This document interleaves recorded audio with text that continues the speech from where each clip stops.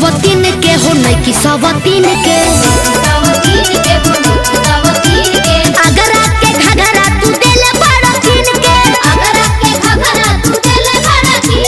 नैकी सवतीन के राजा नौकी सवतीन के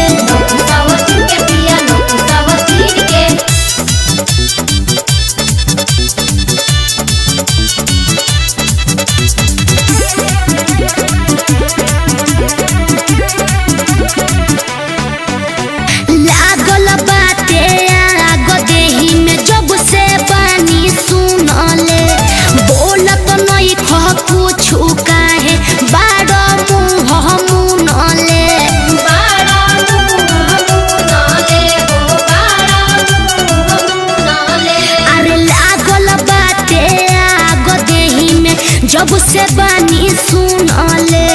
बोलत नहीं खह कुछ काहे बाड़ मुँह मुनले चेहरा बनैले बाड़ जैसे हवा चीन के नैकी सवतीन के हो नैकी सवतीन के अगर आके घघरा तू देले बड़ा किन के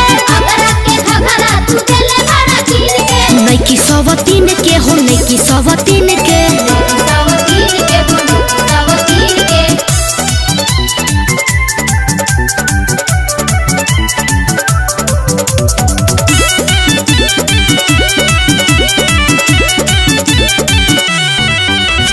लागे तू सुधर बनाही एकदम बाड़ ढीठ हो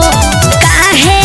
छहले तो नई खबी की से सीख हो